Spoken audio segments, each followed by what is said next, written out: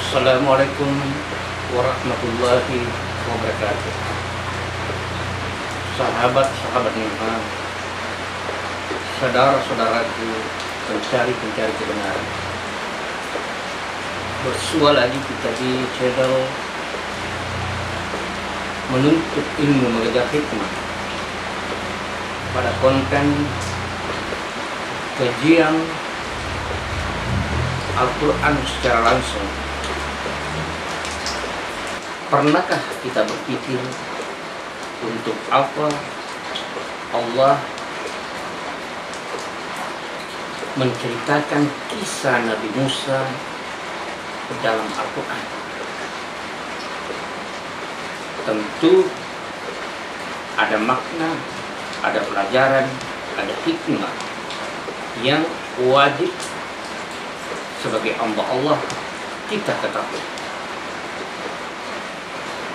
Insya Allah di channel ini narasumber kami akan membuka tabir itu. Baik, kita simak saja kisah Nabi Musa alaihissalam untuk episode pertama.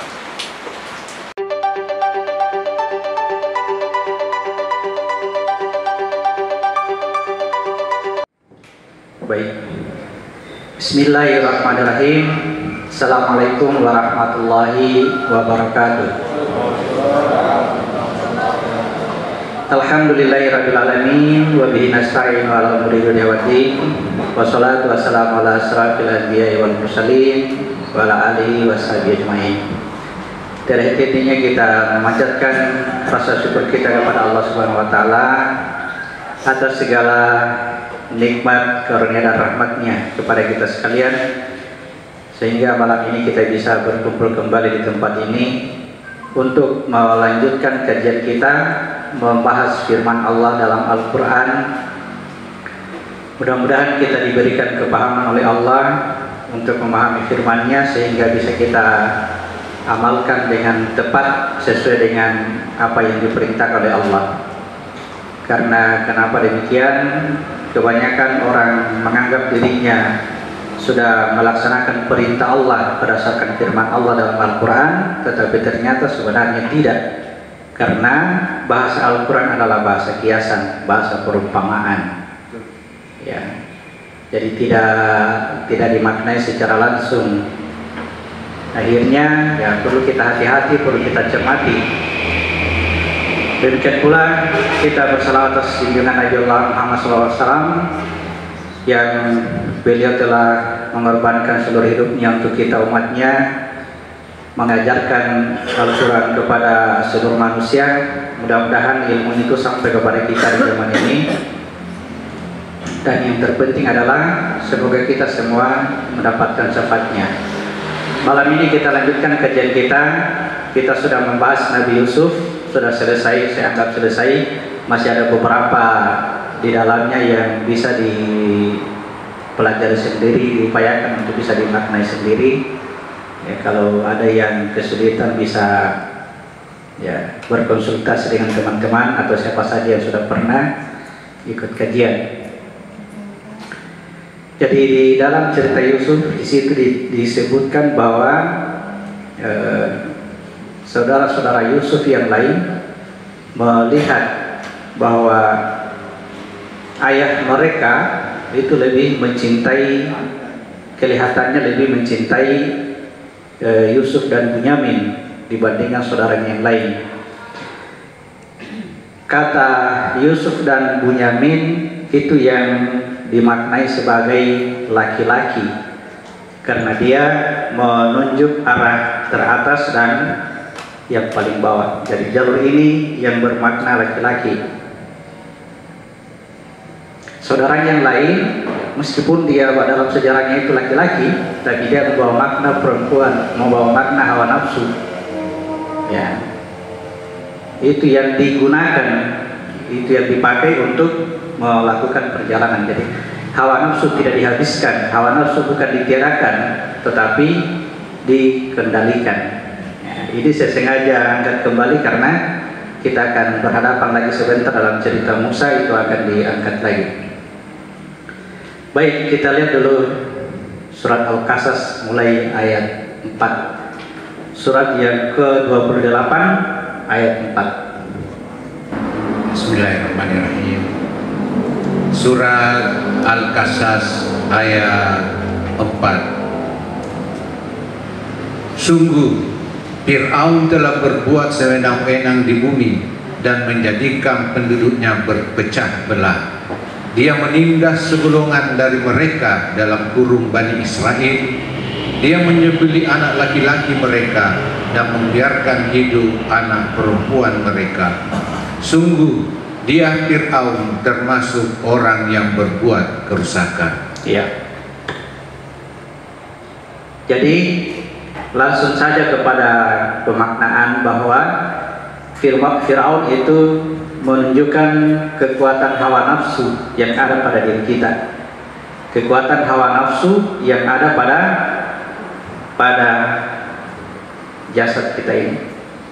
Sebelum Musa datang, awalnya dia menguasai seluruh negeri. Jasad kita dikuasai oleh hawa nafsu sebelum Musa diutus ke negeri ini. Ya, jadi kedatangan Musa nanti dia sebagai rasul utusan untuk memimpin negeri ini, mengendalikan negeri ini untuk berhadapan dengan Fir'aun.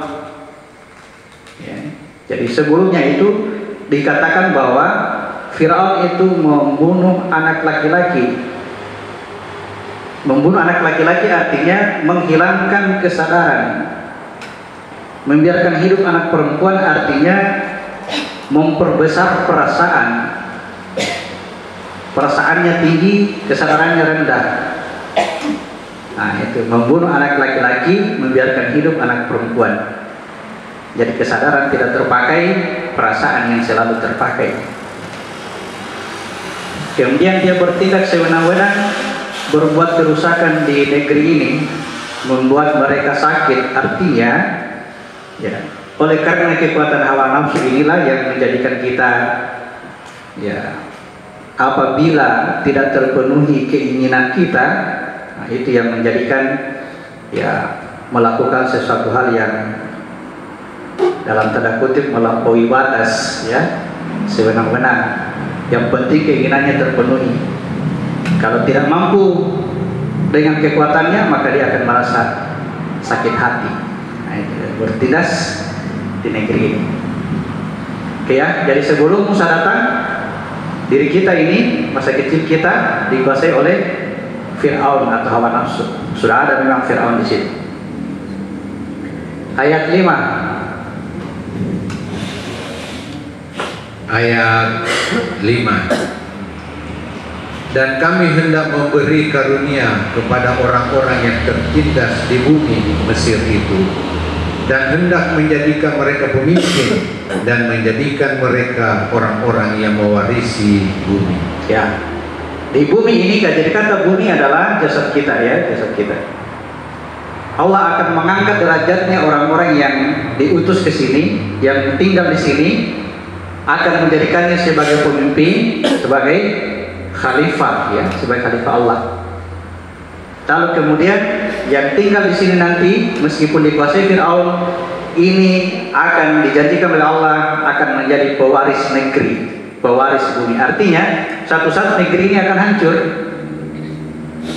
suatu saat bumi ini akan hancur. Dia akan diwarisi oleh orang-orang yang mampu mengalahkan kekuatannya Fir'aun, mampu mengalahkan kekuatan hawa nafsu yang ada pada diri. Itulah yang akan diangkat sebagai pewaris negeri ini. Kita lihat dulu surat ke-14 ayat 48. Surat 14 ayat 48. Surat Ibrahim ayat 48.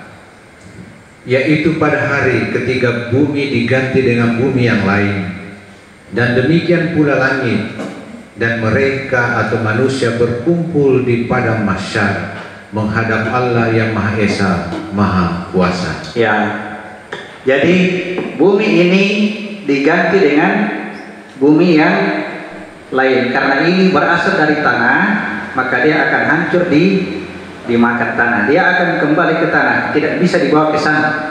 Ya, ini harus diganti dengan sesuatu yang lebih baik daripada ini, yang tidak terikat oleh ruang dan waktu. Ya, demikian pula langit. Langit ya tergantung di sini. Kalau kita di dunia ini, unsur langit adalah unsur jasad jiwa kita. Di sana itu langitnya sebagai seorang pemuda, ya, dari awal sampai akhir muda terus, tidak bertambah tua seperti kita, karena kita tergantung oleh ini waktu, diikat oleh waktu.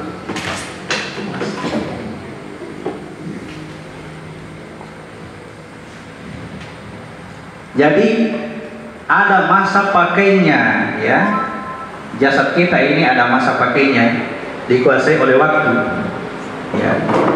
Dari sejak bayinya sampai tua, dia akan terikat oleh ruang atau materi yang ada pada sekitarnya, pada kondisi cuaca, pada kondisi makanan, sehingga sampai pada waktunya ini akan habis.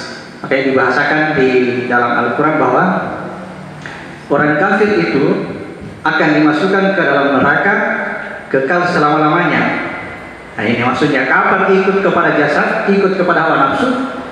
Nah, ini sementara ini akan diganti, akan rusak, dimakan tanah. Jadi kalau tidak dicari penggantinya, nah itu disebut dengan ya, karena kekafirannya, maka ini tidak memiliki pengganti. Tapi kalau sempurna penggantinya, nah itu namanya surga, kenikmatan yang besar.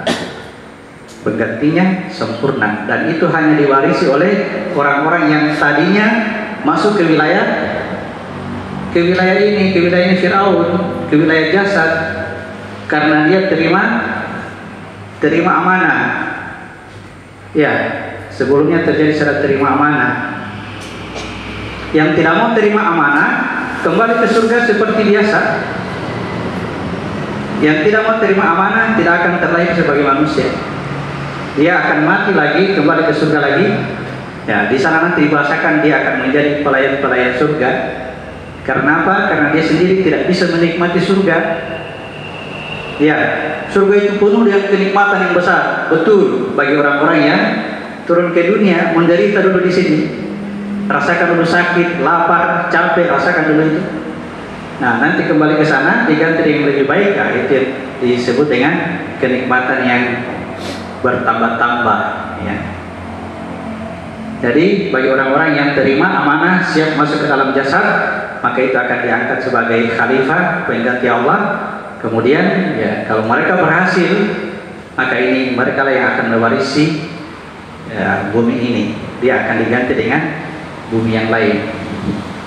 Baik, paham ya? Ayat 6, surat 28 ayat 6. Surah Al-Qasas ayat 6. Dan kami teguhkan kedudukan mereka di bumi, dan kami perlihatkan kepada Fir'aun dan Haman bersama bala tentaranya apa yang selalu mereka takutkan dari mereka. Ya, jadi kepada jasad sudah ada seluruh tanda. Kepada jasad sudah ada seluruh tanda. Ya, seluruh ini yang disebut dengan kitab. Ini kitab ini. Petunjuknya Al-Quran. Ya, di dalamnya ini ada kekuasaannya Fir'aun. Dia sudah lihat semua. Ya. Baca kitabmu, lihat kiri. Ayat 7. Ayat 7. Dan kami ilhamkan kepada ibunya Musa, susuilah dia Musa, dan apabila engkau khawatir terhadapnya, maka hanyutkanlah dia ke sungai Nil. Dan janganlah engkau takut dan jangan pula bersedih hati. Sesungguhnya kami akan mengembalikannya kepadamu dan menjadikannya salah seorang rasul. Ya, jadi latar belakang cerita ini dimulai dengan undang-undang Raja Fir'aun yang mengatakan setiap bayi laki-laki yang terlahir harus dibunuh. Ini didasari oleh mimpinya, ya, mimpinya yang melihat istananya terbakar, ya. Sehingga sejak itu dia katakan setiap bayi laki-laki yang lahir harus dibunuh, anak perempuan dibiarkan hidup. Maka setiap ibu-ibu yang mengandung pada saat itu di negeri Mesir itu dijagai oleh pengawal raja. Ditunggu sampai dia melahirkan. Kapan dia melahirkan bayi laki-laki, seketika bayi itu dibunuh saat itu juga. Kalau dia melahirkan bayi perempuan, dibiarkan saja. Ya, pada saat itu ibunya Musa yang tinggal di Mesir khawatir. Ini kalau bayi saya ini lahir laki-laki, ini bagaimana ini ya? Ya, akhirnya dia mulai menyingkirkan diri. Ya, kemudian ketika melahirkan bayi laki-laki, ya dia khawatir untuk pulang ke Mesir berbahaya. Maka turunlah perintah dari Allah, susuilah Musa. Ya, masa menyusu adalah 2 tahun. Ya, 2 tahun. Dari 5 tahun yang disiapkan, ini 5 tahun namanya ini ya. Sabul kafi 5 tahun ini. Masa menyusu adalah pada kondisi jasad dan jiwa. Apa maksudnya menyusu? Diajari dengan ilmu. Ajarkan dia ilmu. Kalau 7 tahun, 7 titik yang ada, maka masa menyusui itu adalah 2,5 tahun. Lewati ini. Ya, bisa dipahami? Artinya dalam kondisi kita seperti ini, masih zalim dan bodoh dan pada dimensi aman pertama, wajib untuk belajar sendiri. Ini ibu kita, ini yang dimaksud dengan ibu. Ya, ini ibu, di dalamnya itu ada Musa, ada juga Firaun di sini kuat. Duluan Firaun daripada Musa. Ya, ini Musa mau dikirim ke sini, tapi susui dulu, berikan ilmu, kasih ilmu dulu. Ya, 2 tahun atau 2,5 tahun. Artinya titiknya adalah kezaliman dan kebodohan dan titik aman pertama sebelum mendekati ini. Itu masa menyusu, masa belajar, masa kita ya. Kemudian ya kita lanjutkan dulu ayat ke-8. Al-Qasas ayat 8. Maka dia dipungut oleh keluarga Fir'aun agar kelak dia menjadi musuh dan kesedihan bagi mereka. Ya. Sungguh Fir'aun dan Haman bersama bala tentaranya adalah orang-orang yang bersalah. Ya, jadi ibunya Musa membawa Musa itu ke sungai. Ya. Awal mulanya titik startnya sungai adalah sebatang pohon. Ada pohon, yang anggap saja di pohon ya, nggak bisa kasih menggambar baik-baik. Anggap saja pohon. Nah, di sini ada sungai. Ibunya Musa memasukkan bayi itu ke dalam peti. Ya. Lalu peti ini mengalir menyusuri sungai masuk ke istana Fir'aun. Ya.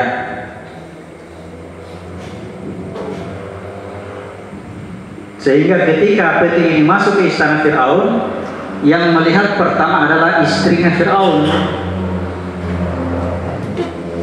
Begitu melihat anak itu, dia tertarik, hatinya langsung merasa tenang, merasa tentram melihat anak ini.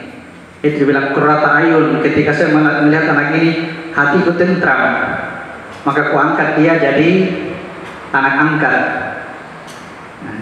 Fir'aun, sekejam-kejamnya Fir'aun yang selalu membunuh anak laki-laki, dia juga masih memiliki rasa kasih sayang kepada istrinya.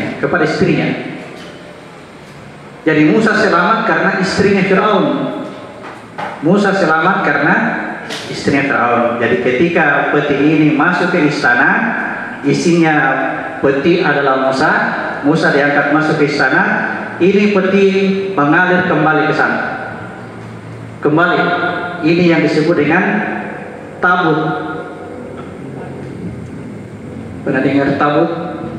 Pernah baca tabut? Apa ini tabut? Persyaratan untuk bisa menjadi pemimpin untuk memimpin tentara Talut dan Jalut. Pernah perang antara Talut dan Jalut, mereka minta diangkat pemimpin. Dibilang yang ciri-ciri pemimpin yang diangkat itu adalah ketika datang tabut kepadanya peninggalannya Musa. Di situ ditulis tabut itu berisi Taurat. Itu keliru. Tabut ini berisi hikmah, bukan berisi hukum. Ya, dengan tabut inilah yang menjadikan Talut terpilih sebagai pemimpin untuk mengantar Bani Israel menyeberang sungai. Ya, ilmu hikmah baru bisa sampai ke sana. Kalau ilmu hukum terkandas di sini.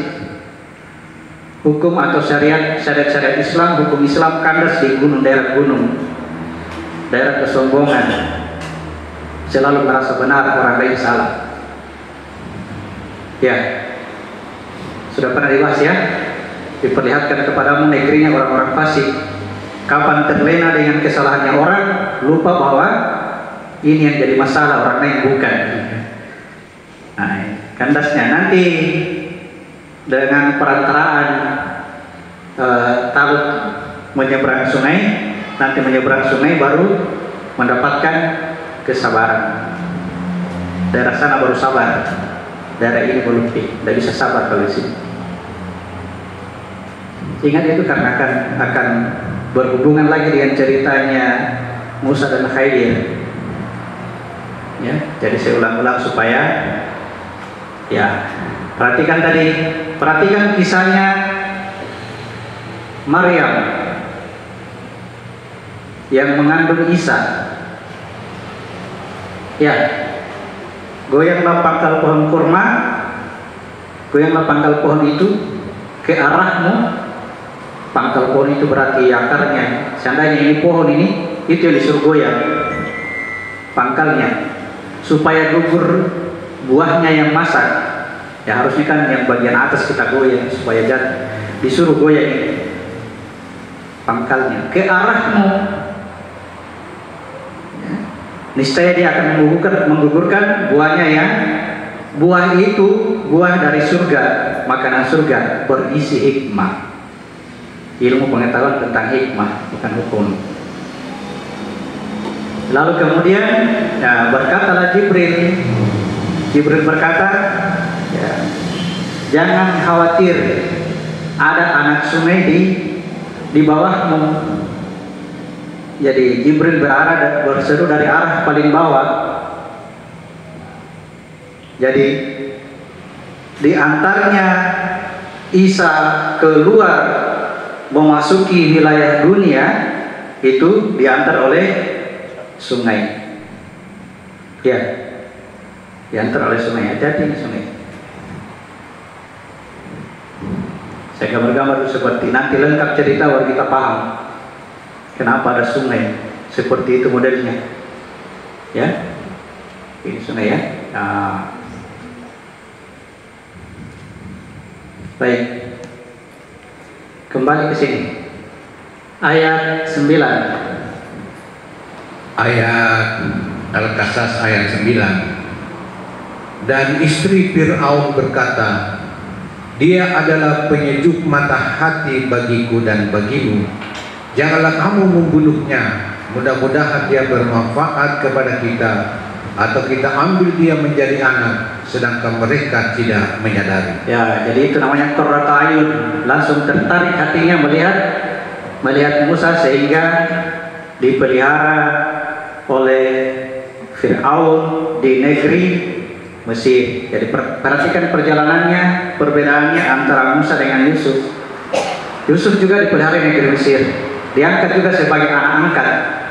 Ya, kalau Musa dari atas mengikuti perjalanannya Isa. Ya, tiba di sini diangkat sebagai anak angkat. Kalau Yusuf dari bawah dibuang oleh saudaranya. Ya, kemudian diantar ke negeri Mesir, dijadikan juga sebagai anak angkat. Berikan nama anak angkatmu dengan nama bapaknya. Pernah dengar? Ya, pernah dengar? Kalau sering dia ikut kajian itu, ikut kajian hukum, luar biasa. Kalau punya nama anak angkat, ya jangan bapak angkatnya ikut di situ.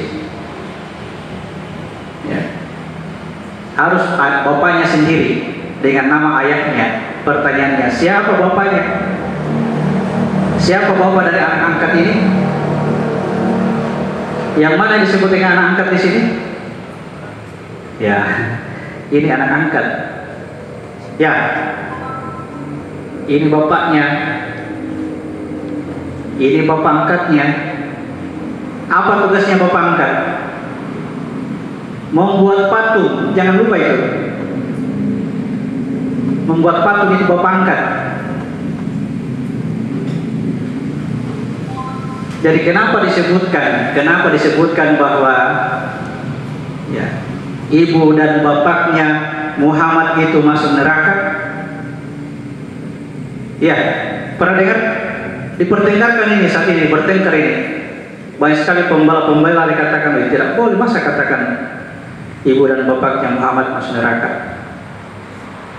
Ya, ada seorang sahabat bertanya kepada Muhammad, ya Muhammad, coba lihat bapakku ini sudah meninggal. Di mana dia sekarang? Apakah di surga atau di neraka?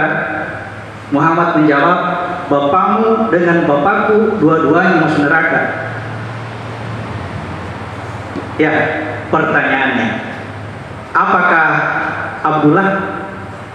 Abdullah kayak dia masuk neraka? Bukan Abdullah, bapaknya Abdullah. Dipahami? Siapa bapaknya Abdullah? Abdul Muthalib. Apakah Abdul Muthalib masuk neraka? Bukan, bapaknya Abdul Muthalib.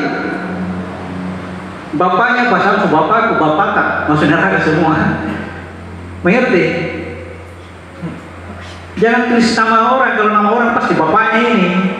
Karena tugasnya membuat patung. Ini semua patung, ini pasti hancur dimakan tanah. Dipahami tadi?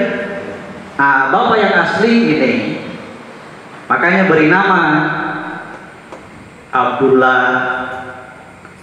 Abdul Kudus, Abdul Majid, Abdul Karim. Ini. Tapi bukan nama seperti ini yang dia maksud dengan sebutan itu. Memberi nama bapak angkat itu adalah, anak angkat itu adalah dengan melaksanakan tugas khalifah. Jadilah seorang yang penyayang, jadilah seorang yang penolong, jadilah seorang yang pemberi, yang suka membuat, yang suka bertani, yang suka memperbaiki. Itu namanya memberikan nama anak angkat ini dengan nama bapaknya.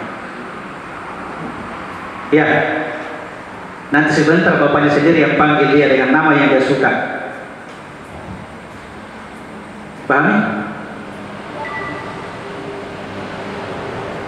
Oke. Jadi anak angkat diberi nama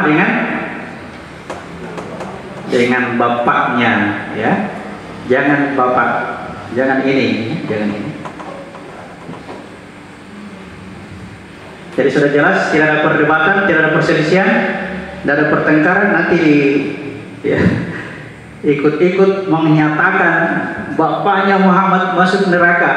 Kalau tidak mengerti jangan dulu. Ya. Bukan Abdullah yang masuk neraka, Muhammad bin Abdullah. Apakah Abdullah yang masuk neraka? Bukan, bapaknya Abdullah ini. Bin Abdul Muthalib. Apakah Abdul Muthalib masuk neraka? Bukan, bapaknya ini Abdul Muthalib. Kenapa mereka ini? Karena mereka tugasnya membuat patung.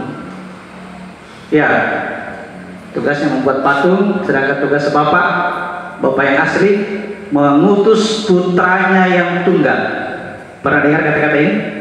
Mengutus putranya yang tunggal ke dunia. Jadi di sini putranya itu tunggal, satu nih.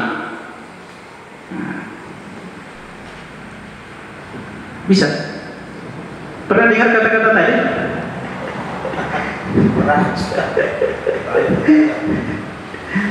Mengirim putra tunggalnya ke dunia untuk menebus menebus dosa manusia. Inilah wilayahnya dosa, ini harus diganti. Kalau tidak diganti, kita jatuh ke lembah dosa. Begitu masuk putra tunggalnya ini, ya diantar oleh ruh.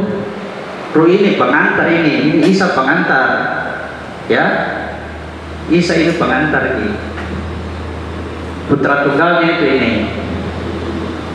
Namanya Muhammad. Muhammad itu orang terpuji. Ingat, segala puji bagi Allah. Tidak pantas ada orang terpuji. Kenapa ada nama orang terpuji? Karena rahasianya dia.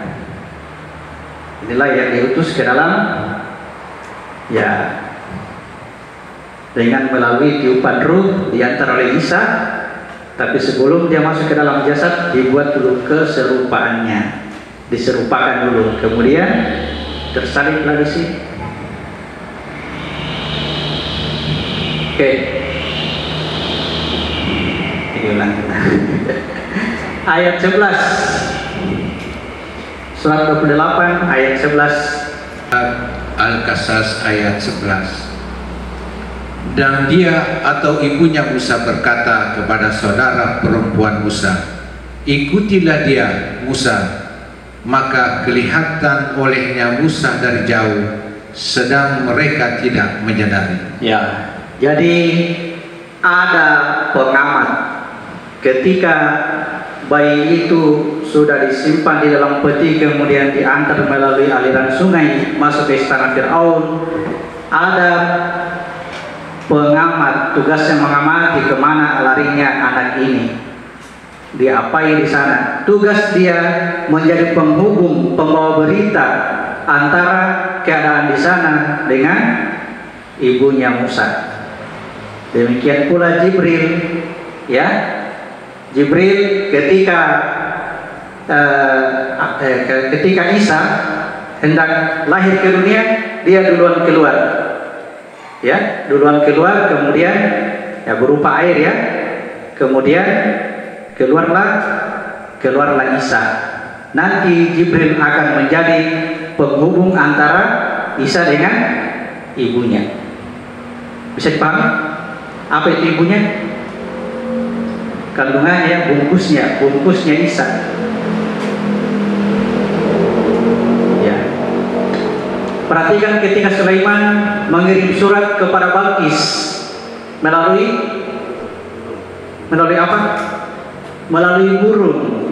Burung ini menjadi penyambung informasi antara apa yang terjadi di sana dengan pengirim surat. Jadi burung, Jibril, dan wanita pemberi informasi ini sama posisinya. Apakah dia penting? Penting sekali. Penting didapat, penting diketahui. Karena itulah yang menyambungkan antara wilayahnya Musa dengan wilayahnya Isa. Dalam cerita sebentar kita akan temukan pengantarnya disebut dengan Khaidir. Ya, penyambung antara hukum dengan hikmah diajarkan melalui kisah Khaidir. Di mana semua itu? Di mana Musa? Di mana Isa? Di mana Khaidir? Di mana burung tadi? Di mana semua itu yang saya sebutkan? Dalam diri ini, di sini semua. Tidak kemana-mana, tidak perlu cari di air mana itu tempatnya Khaidir, di Jeneberangka di mana sana. Tidak usah, ada di situ. Ya, baik. Ayat 12. Al-Qasas ayat 12. Dan kami cegah dia Musa menyusu kepada perempuan-perempuan yang mau menyusuinya sebelum itu. Maka berkatalah dia atau saudaranya Musa, maukah aku tunjukkan kepadamu keluarga yang akan memeliharanya untukmu dan mereka dapat berlaku baik padanya?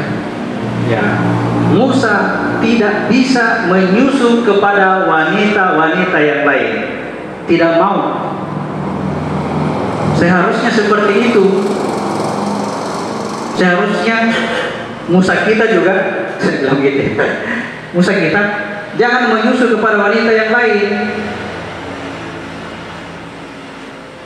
supaya ketemu informasi dari pembawa berita tadi.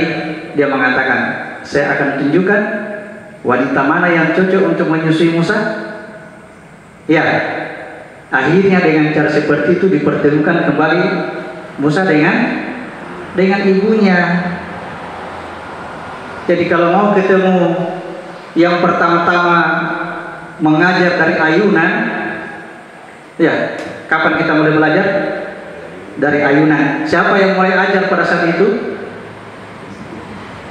Tanda kutip ibu kita. Ya, jangan menyusul kepada yang lain, tolak. Kenapa? Kan sama-sama kita ini, sama-sama kita manusia. Ya, tidak wajar untuk diangkat, ya tanda kutip, tidak wajar untuk diangkat sebagai guru. Apa yang maksudnya menyusul? Belajar. Oke. Jadi ditolaklah. Ya, ini Musa menolak untuk menyusul kepada wanita yang lain. Ya. Kemudian dipertemukanlah dia dengan ibunya. Ayat 13. Ayat 13. Maka kami kembalikan dia Musa kepada ibunya, agar senang hatinya dan tidak bersedih hati, Ya. agar dia mengetahui bahwa janji Allah adalah benar, tetapi kebanyakan mereka tidak mengetahuinya. Jadi kalau menyusul kepada ibu, barulah kita akan paham janji Allah itu pasti benar. Ya, mengerti maksudnya menyusul kepada ibu? Di mana air susunya? Di Al-Quran. Jadi kita baca Al-Quran, kita berusaha pahami sendiri, artinya menyusul kepada ibu kita sendiri. Ya, bisa. Dibilang, susahnya ini kita pelajari Al-Quran kalau masing-masing belajar. Kita sendiri yang kasih susah diri kita. Al-Quran bilang ini gampang. Ya. Ar-Rahman Allamal Quran, yang maha pemurah yang mengajarkan Al-Quran. Masih ragu itu kan? Masih ragu kalau Allah itu mengajarkan Al-Quran. Allamal insana ma lam ya'lam, dia mengajarkan kepada manusia apa yang tidak diketahuinya. Oke? Maka menyusullah kepada ibu kita sendiri. Sesama kita ini bagaimana? Hanya saling, ya, hanya saling. Yang saya tahu saya begini, salah itu kan, apa yang kita tahu kita, ini, saling. Alhamdulillahirabbil alamin. Segala puji bagi Allah. Demikianlah tadi sajian kami tentang kisah Nabi Musa. Semoga saja kita semua mendapatkan hikmah, ilmu dari cerita kisah itu. Mohon maaf jika ada kata yang kurang berkenan. Terima kasih atas perhatiannya. Assalamualaikum warahmatullahi wabarakatuh.